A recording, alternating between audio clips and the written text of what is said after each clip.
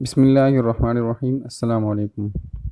آج کے اس ویڈیو میں ہم دیکھیں گے کہ آدم علیہ السلام نے جنت سے زمین پر آنے کے بعد کس طرح توبہ کیا۔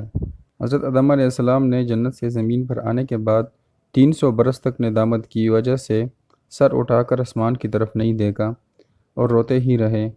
روایت ہے کہ اگر تمام انسانوں کے آنسو جمع کیے جائے تو اتنے نہیں ہوں گے جتنے آنسو حضرت داؤد علیہ السلام کے خوف الہی سے زمین پر گرے، اور اگر تمام انسانوں اور حضرت داؤد علیہ السلام کے آنسوؤں کو جمع کیا جائے تو حضرت آدم علیہ السلام کے آنسو ان سب لوگوں سے زیادہ ہوں گے۔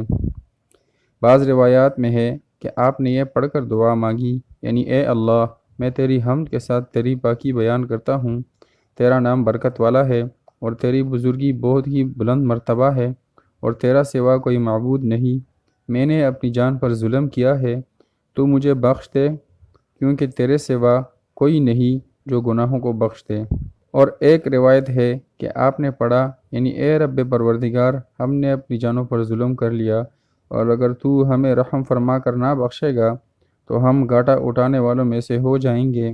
لیکن حاکم و طبرانی و ابو نعیم بہقی نے حضرت علی مرتضیٰ رضی اللہ تعالیٰ عنہ سے مرفوعاً روایت کی ہے کہ جب حضرت آدم علیہ السلام پر عتاب الہی ہوا تو آپ توبہ کی فکر میں حیران تھے۔ ناگہاں اس پریشانی کے عالم میں یاد آیا کہ وقت پیدائش میں نے سر اٹھا کر دیکھا کہ عرش پر لکھا ہوا ہے لا الہ الا اللہ محمد الرسول اللہ۔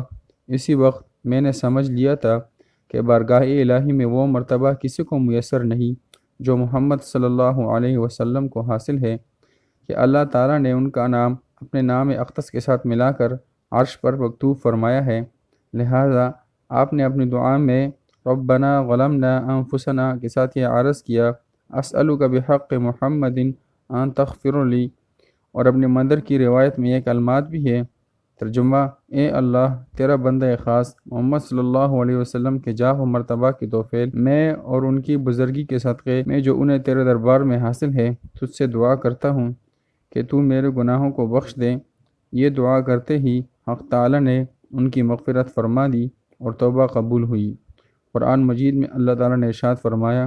ترجمہ: پھر سیکھ لی آدم نے اپنے رب سے کچھ کلمات تو اللہ تعالیٰ نے ان کی توبہ قبول فرمائی۔ بے شک اللہ تعالیٰ بہت توبہ قبول فرمانے والا ہے۔